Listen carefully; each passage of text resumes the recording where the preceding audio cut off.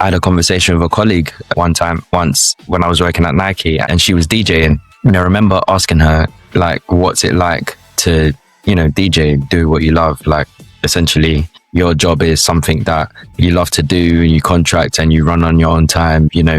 It's something that is super worthwhile for you. People when in a power position, they tend to be, like really aggressive, unkind, and they become, kind of the person that you don't want to be around. Yeah. Professionalism is a big one, and how you present yourself. And the third one would be initiative. So and this is a big part of advice as well. I work with a lot of people looking to kickstart their career. So they're very junior, very green, right? So this is something that is said quite often. Initiative is such a key part. So we're on to the riddle, the fun part. So riddle me this. What gets sharper the more you use it?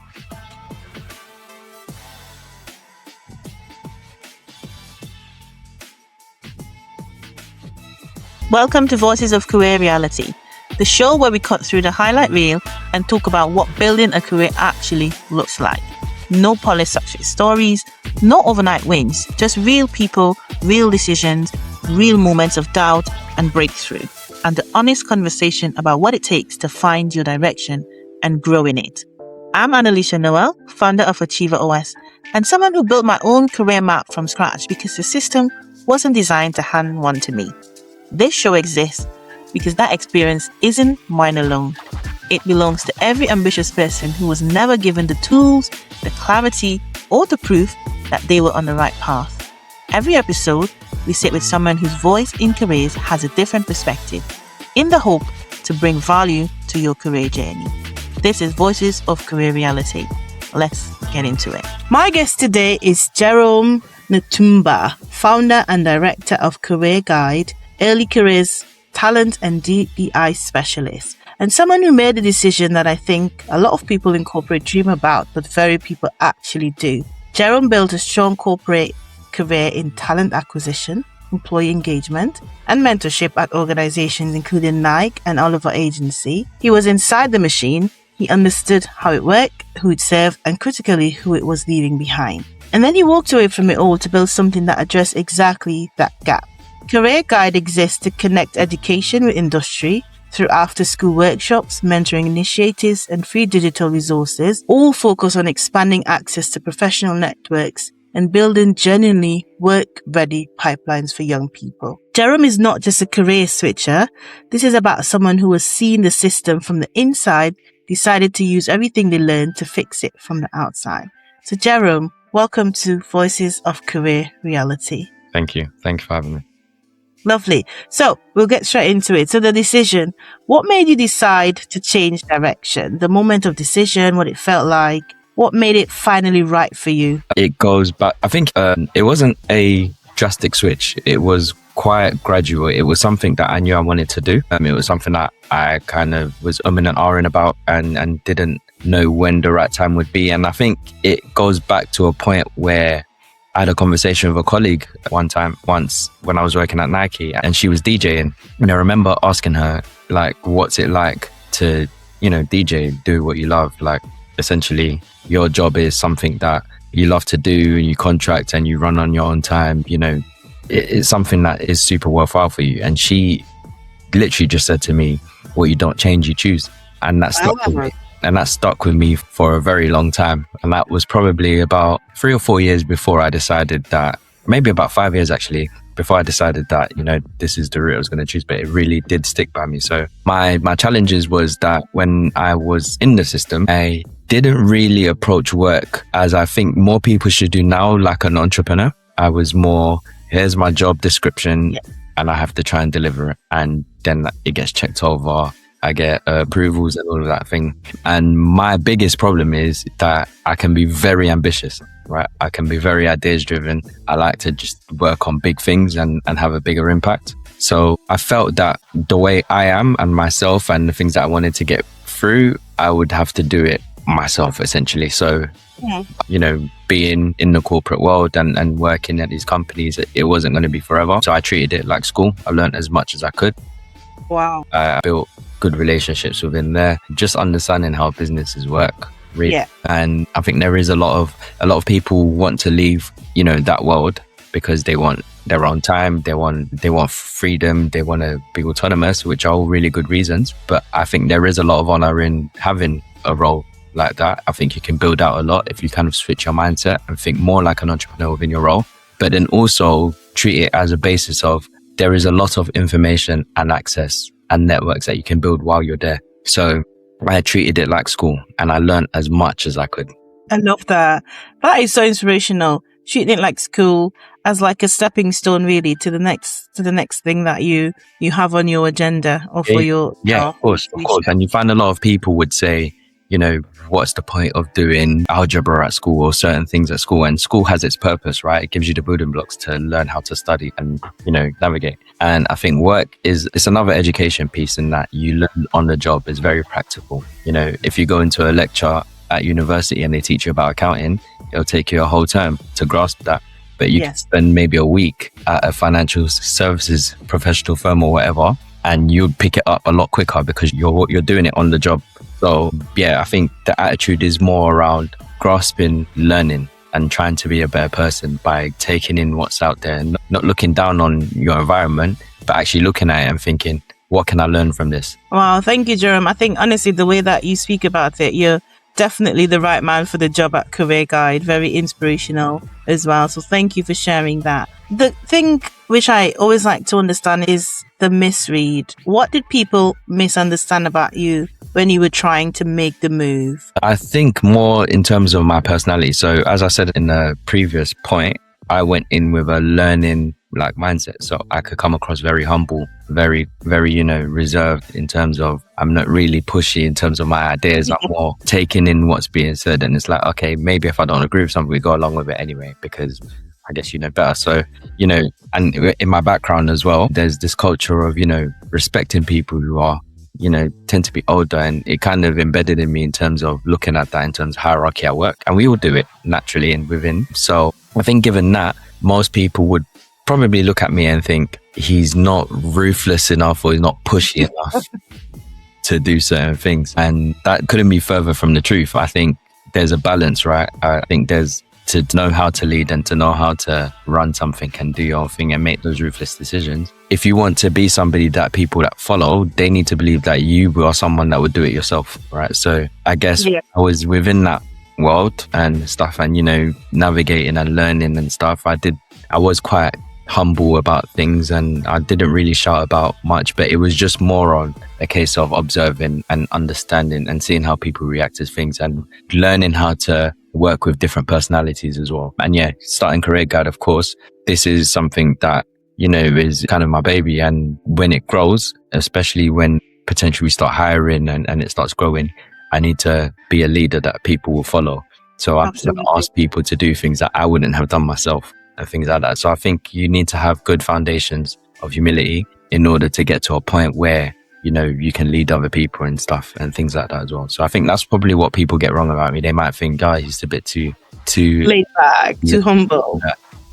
But I think that's a really good trait to have as a leader. I think people when in a power position, they tend to be, really aggressive, unkind, and they become, kind of the person that you don't want to be around. Yeah. But like you say, when you become a leader, you just naturally, I was actually having a conversation about this a couple of days ago. As a leader, you don't ask people to follow you. They naturally follow you because they're inspired about the things, about you, your personality, the things that you do and what you're leading by. So I think you're spot on with those qualities. So definitely keep those up.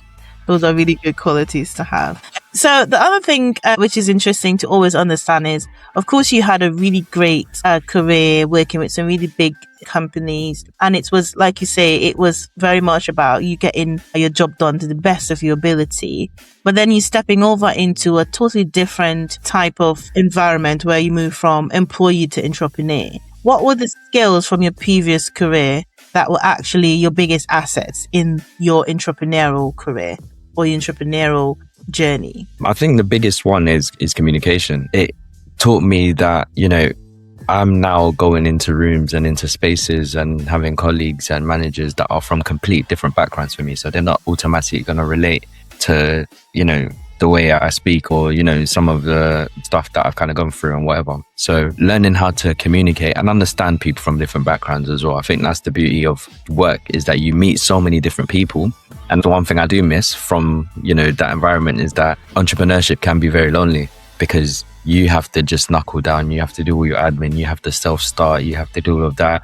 You don't have, you know, I don't have Thursday drinks with, like, do you know what I mean? So it's things like that you kind of miss. So I did learn the communication and the interpersonal aspect of that to bring in, because essentially I'm meeting loads of different people with, you know, this network I'm trying to build. I work with students, I work with teachers, I work with, you know, career leads at organizations. I speak to people in corporate world and other entrepreneurs as well. So those are very different personalities that you have to navigate and work with. So I think that's the biggest thing I picked up from there, especially when in previous jobs, you know, you're speaking with clients, you're mixing with clients as well, externally outside of your environment, which is already quite diverse anyway. So yeah, that's the thing I'd say I picked up the most. Communication. Do you think any other skill? Yeah.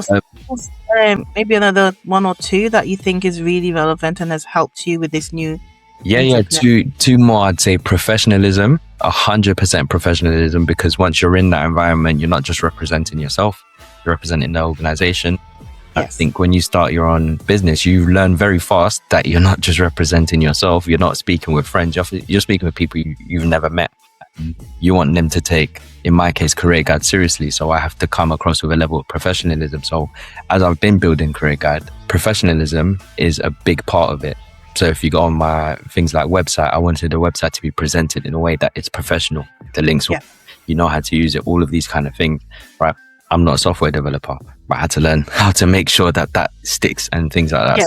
Professionalism is a big one, and how you present yourself. And the third one would be initiative. So when and this is a big part of advice as well. I work with a lot of people looking to kickstart their career. So they're very junior, very green, right? So this is something that is said quite often. Initiative is such a key part, because even experienced workers sometimes neglect how important it is. You know, you don't have much to do. It's quiet. Yeah, what else can you do? Can you use your initiative to try and save yourself time in the future, or add value to the business?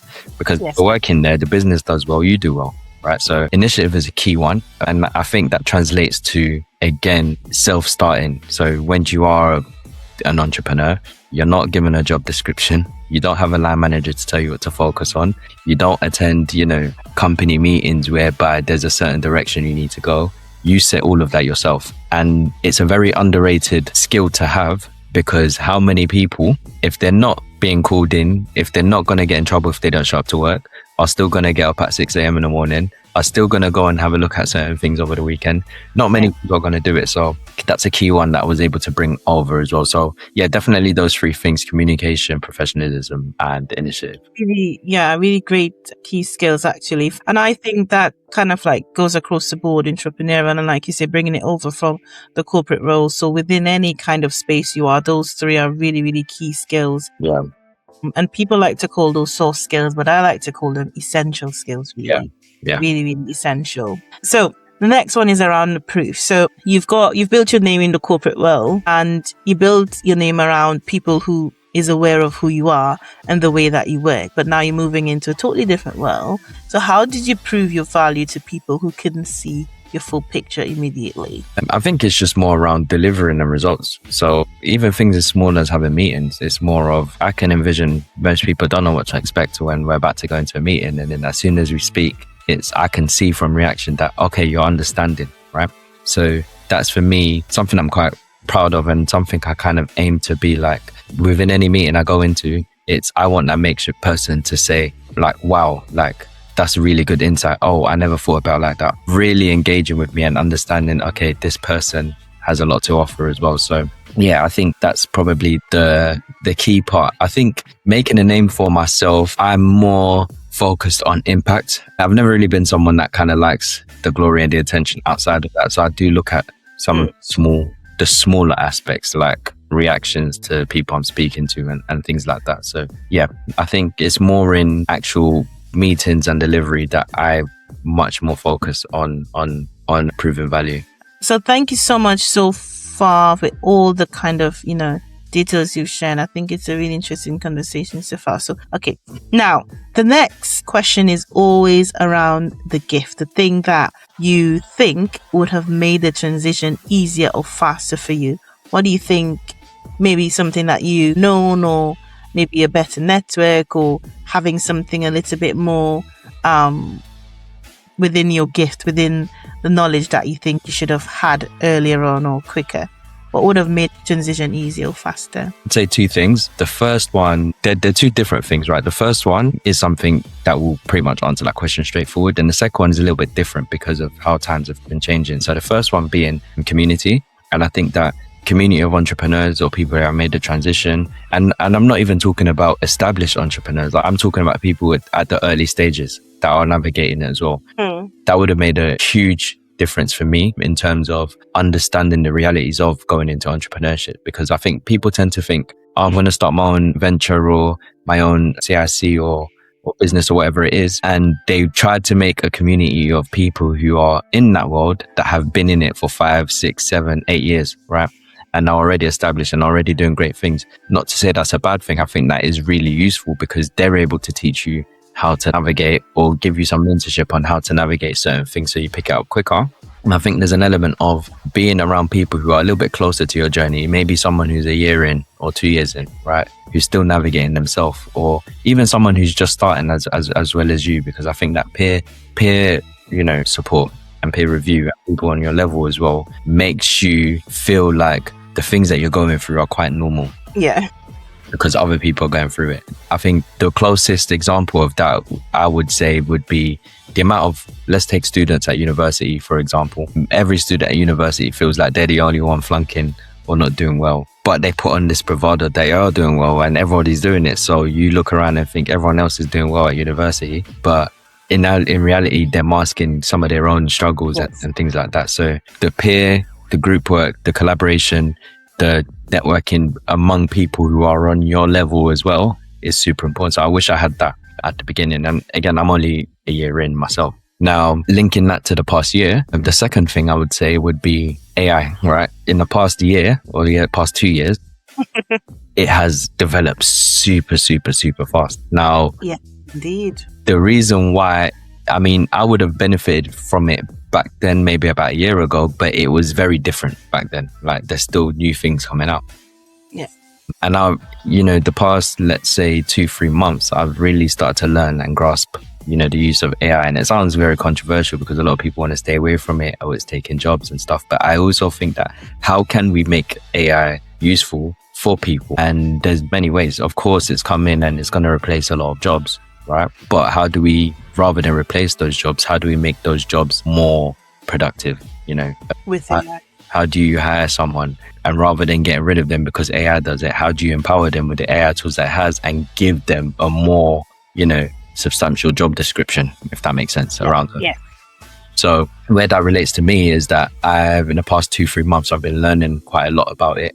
I've been able to learn how to automate things like agentic and things like that. Oh.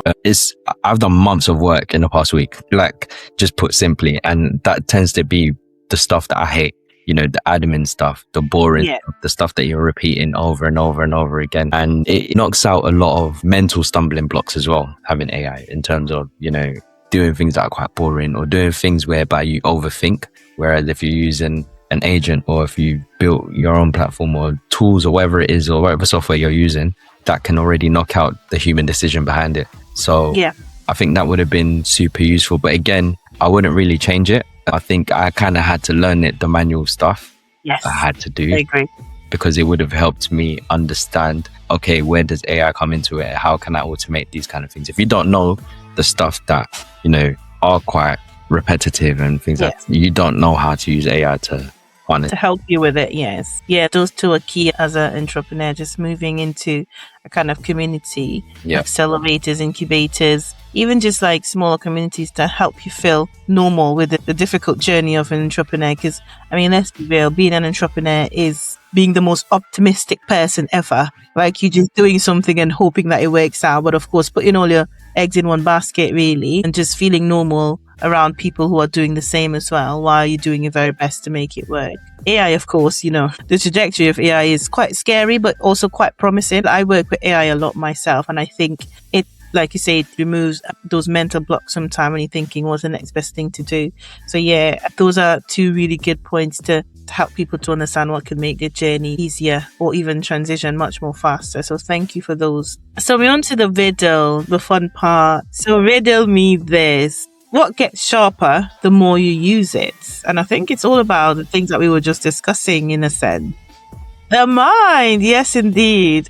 You're the second person to get. So we've recorded 9 episodes so far, and you're the second person to get the riddle right. So yeah, good job on that one. Yeah. I thought it was really relevant to you because of all the things that we will be discussing today. So Jerome, thank you so much. You described so much things. I really love the point of change where you mentioned your mate or your colleague where she said what you don't change, you choose. That's like a really, really key thing, and it's actually going to stay with me as well. Yeah. So I love that, and it's not just really a career switch. Really, it's more of a decision to use everything that you know that the system gave you, and really to fix what you think is wrong. And that's exactly what I'm doing myself with Achiever OS and Achiever Meet. I think there's opportunities where you're going to the corporate world, and like you say, think even in your role, you use it as an entrepreneurial experience and bring out all the learnings that you've learned and put it into something that you think you can give back with. Yeah, 100%. Just one more thing to add to that. Just to expand on that last point, I would definitely say people who are thinking about making that change, I would start, if I could go back and do it again, I would start and by treating the role that I'm currently in like an entrepreneur. So looking at the things that I don't like, looking at the things that I want to do, I want to achieve, how to problem solve, how to navigate personalities. Because essentially when you are in that environment, you have access to tools that you don't need to pay for. You have access to, you're inside the industry, you're inside that world. Can you start maybe your own not a business, because you're obviously not going to make money out of that business, but can you add your own value towards what it is you're trying to achieve in a creative way? Because entrepreneurs are creative. We're just creative when it comes to delivering and solving problems. Yeah, that's what I would say. Maybe before making that jump, if you're not sure, how about you try within your role to be maybe like a internal entrepreneur, if that makes sense. Yeah, that makes total sense. What you're saying is on point. I was actually listening to a keynote a couple of weeks ago, and he said very much that about being entrepreneurial in procurement, even within your role. So that's bang on point there. So thank you so much for sharing that. I mean, I think the work that you're doing with Career Guide is like really, really inspirational.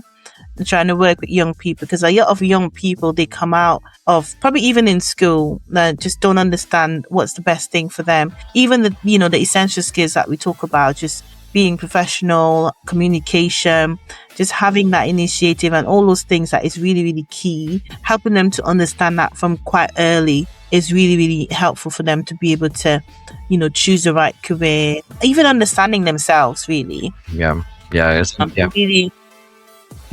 great work that you do. Yeah, just to that point on Career Guide, essentially it's just let me not say it's just, because it's quite a lot of work. It's a network born out of if I knew then what I know now. And then as well as that, how do we knock down as many of the barriers that young people are facing as much as possible when it comes to things like money and stuff? What can we provide that they naturally have to pay for, that they can get access to? Yeah, amazing. Really amazing work. Thank you, Jam. Thank you for walking away from what was comfortable to build what was necessary. The young people going through Career Guide will definitely be better for it. And so is everyone who's heard this conversation today. I hope that they got some really good nuggets from yourself to be able to understand if they actually want to make that switch, how they can, and even where they are right now, how they can actually start doing that from the position they are today. So Jerome, thank you so much. This has been a really good conversation, and I look forward to seeing more from Career Guide in the future. Thank you. Lots to come. Thank you. Amazing. Before we go, if today's conversation resonated with you, I want to speak directly to you for a moment. If you're at crossroads, if you're in transition, if you're working hard but not sure whether it's the right kind of hard, if you've been passed over and don't know why, if you have the ambition but not yet the clarity, you are exactly who the show is for, and you are exactly who Achiever Meter was built for. Achiever Meter is a career intelligence platform that tells you exactly where you stand gives you a weekly action plan built specifically around your gaps and builds a verified record of your growth that you can take to any employer and in any room that you get into. It's not a CV builder, it is infrastructure underneath your career. The thing that tracks what you actually do, verifies that you did it, and turns your progress into proof. Your career readiness score, your career growth, your next best actions, all in one place, built specifically for you. Go to app.achievemeter.com and start building. Your record starts the moment that you do. This has been Voices of Career Reality. I'm your host, Annalisha Noel. And until the next one, keep building.